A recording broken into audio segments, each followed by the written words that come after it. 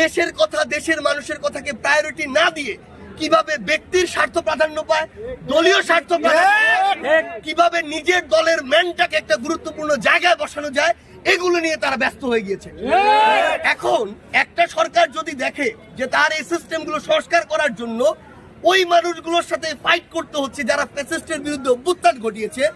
ওই মানুষগুলো দেশের স্বার্থের প্রায়োরিটির আগে ব্যক্তি স্বার্থ, গোষ্ঠী স্বার্থ, দলীয় স্বার্থকে প্রাধান্য দিচ্ছে, তখন সরকারকে যেমন ফ্যাসিস্টদের সাথে ফাইট করতে হয়, তাদের দোসরদের সাথে ফাইট করতে হয়, একইভাবে নিজেদের সাথেও ফাইট করতে হয় যারা ফ্যাসিস্টদের বিরুদ্ধে যুদ্ধটা করেছে। এই জায়গা থেকে আমরা আমাদের জায়গা থেকে মনে করি যে সকল রাজনৈতিক দলগুলোর এই মুহূর্তে সহযোগিতা করা উচিত। তারা যদি সরকারকে ঠিকমতো সহযোগিতা করে তাহলে পরিস্থিতি দ্রুত স্বাভাবিক হবে, সংস্কার দ্রুত হবে, নির্বাচন দ্রুত হবে। আপনি দ্রুত নির্বাচন করার প্রক্রিয়া পরোক্ষভাবে বাধাগ্রস্ত করছেন, আপনি আবার দ্রুত নির্বাচন চাচ্ছেন, এগুলো তো আসলে কাইন্ড অফ